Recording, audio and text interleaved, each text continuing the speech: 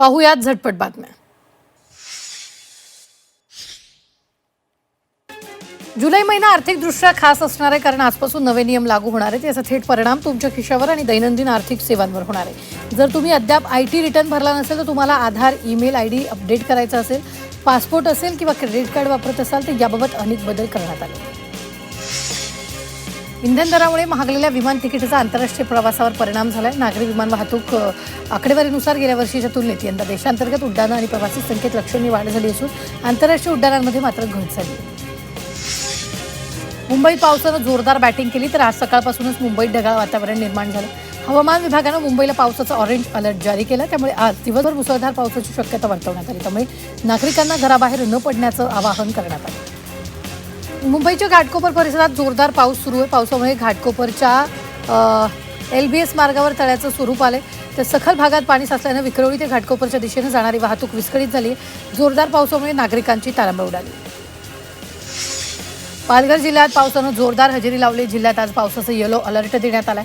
मध्यरात्रीपासून पावसाची जोरदार बॅटिंग सुरू आहे, तर आज दिवसभर पावसाचा जोर कायम राहणार असल्याचा इशारा हवामान खात्यानं दिला।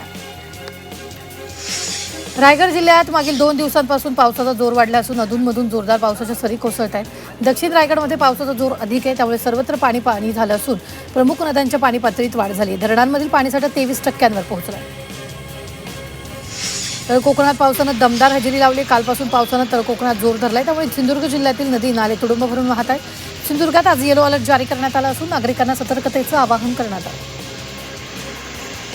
मुंबईतील सांताक्रूज येथील प्लॅटफॉर्म क्रमांक 3 आणि 4 वर गंभीर गळतीची समस्या समोर आली। बोरिवली दिशेकडील शेवटच्या जिन्याजवळ टिनाच्या छताला तडे गेल्यानं मोठ्या प्रमाणात पाणी गळत असल्याचं दिसून आलं, तर गळतीमुळे प्लॅटफॉर्मवर प्रवास करणाऱ्या हजारो प्रवाशांना मोठ्या गैरसोयीचा सामना करावा लागतो।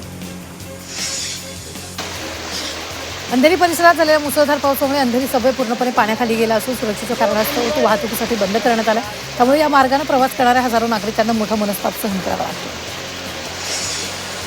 पालघर जिल्ह्याला पावसानं झोडपलंय। पावसाचा तडाखा बसल्यानं पालघरच्या दुकटण गावात एका घराची भिंत कोसळली, त्यामुळे घरातील अन्नधान्य, कपडे तसंच घरातील सर्व साहित्यांचं नुकसान झालं।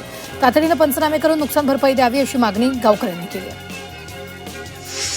डोंबिवलीच्या सुदर्शन नगर येथील विद्युत वाहिनीवर झाडं कोसळल्यानं विद्युत पुरवठा खंडित झालेला आहे। कल्याण डोंबिवलीत एका दिवसात 18हून अधिक ठिकाणी झाडं पडली, त्यामुळे वाहनांचं मोठं नुकसान झालंय। सुदैवाने या घटनेत कोणतीही जीवितहानी झालेली नाही। मुंबईला सध्या 4665 दशलक्ष लिटर पाण्याची गरज आहे। सध्या 4100 लिटर पाणी पुरवठा केला जातोय। पाण्याचा अपव्यय रोखण्यासाठी प्रशासनाकडून कारवाई करण्यात आलेली आहे आणि याच कारवाई तब्बल 2257 बेकायदेशीर जल जोडण्या कापण्यात आलेल्या आहेत। मुंबईला पाणी पुरवठा करणाऱ्या मोडक सागर धरणाला गळती लागली आहे। पूर नियंत्रण दरवाजाचे रबर सील नादुरुस्त झाल्याचा प्रकार समोर आला। रबर सील दुरुस्तीचं काम हाती घेण्यात येणार असून यासाठी मुंबई महापालिका तब्बल 98 लाख रुपये खर्च करणार आहे। नसरापुरात धोकादायक इमारतींचा प्रश्न ऐरणीवर आलाय। मध्य नागपुरातील जुना भंडारा रोडच्या रुंदीकरणाचं काम वेगानं सुरू आहे। या कारवाई दरम्यान एक धोकादायक घर पत्त्यासारखं कोसळलंय। 3 नळ चौकाजवळ ही घटना घडली आहे। यामुळे या घरालगतच्या इतर घरांना सुद्धा धोका निर्माण झालाय। विदर्भात नव्या शैक्षणिक वर्षाची सुरुवात 30 जून पासून झाली असून पाठ्यपुस्तकांसोबतच इंधन दरवाढीचा परिणाम पालकांच्या खिशावर होतोय। पेट्रोल आणि डिझेलच्या वाढत्या किमती, वाहनांच्या देखभालीचा वाढलेला खर्च आणि विविध शासकीय नियमांचं पालन करण्यासाठी होणारा अतिरिक्त खर्च, बस चालकांनी भाड्यात 15 ते 20% वाढ केली, त्यामुळे पालकांच्या चिंतेत वाढ झाली।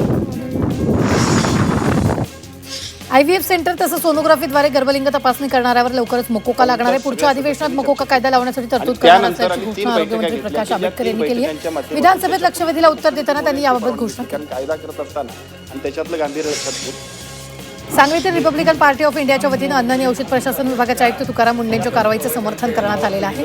तसंच सांगली जिल्ह्यातील बेकरी पदार्थ विक्री करणाऱ्यांनी औषध दुकानांची तपासणी करण्याची मागणी RPI कडून करण्यात आली आहे। हत्याकांडाच्या तपासात आज आणखी एक महत्त्वाचा टप्पा पार पडलाय। मुख्य आरोपी सिया गोयलनंतर चेतन चौधरीलाही लोहगड किल्ल्यावर नेऊन क्राईम सीन रिक्रिएशन करण्यात आलं। तब्बल 3.5 तास लोणावळा ग्रामीण पोलिसांनी चेतनकडून त्या दिवशी नेमकं काय घडलं, घटनाक्रम कसा घडला आणि केतनला दरीत कशा परिस्थितीत ढकलण्यात आले याची बारकाईनं पुनर्रचना करून घेतली। ET पेपरफुटी प्रकरणाचा मुख्य सूत्रधार आणि फरार आरोपी विजेंद्र गुप्ता याची पत्नी सुमन कुमारी हिला बिहारमधील पाटणा येथून पोलिसांनी अटक केली, त्यामुळे प्रकरणी आणखी एक महत्त्वाचे धागेदोरे पोलिसांच्या हाती लागण्यास मदत होणार। नागपूर जिल्ह्यातील धापेवाड्यात तिघांना जिवंत जाळण्याचा प्रयत्न करण्यात आल्याची धक्कादायक घटना घडली। सुदैवाने या तिघांनाही किरकोळ दुखापत झाली आहे। या प्रकरणी आरोपीला अटक करण्यात आली। आरोपीने घरात घुसून पीडितांच्या अंगावर पेट्रोल टाकून त्यांना पेटवण्याचा प्रयत्न केला। या तिघं किरकोळ जखमी झाले। राज्यात सध्या 37 कैदी मृत्यूदंडाच्या शिक्षेच्या अंमलबजावणीच्या प्रतीक्षेत आहेत। त्यापैकी सर्वाधिक 21 दोषी पुण्यातील येरवडा कारागृहात आहेत। बहुतांश कैद्यांना बलात्कारानंतर खून किंवा अत्यंत क्रूर हत्या प्रकरणी शिक्षा झाली आहे। अकोला जिल्ह्यात एकाच दिवशी दुसऱ्या हत्येची घटना घडल्यानं खळबळ उडाली आहे। या प्रकरणात 4 ते 5 संशयितांचा सहभाग असल्याची प्राथमिक माहिती समोर आली आहे। हत्येमागील नेमकं कारण अद्याप स्पष्ट झालं नसून पोलिसांकडून आरोपींचा शोध सुरू आहे।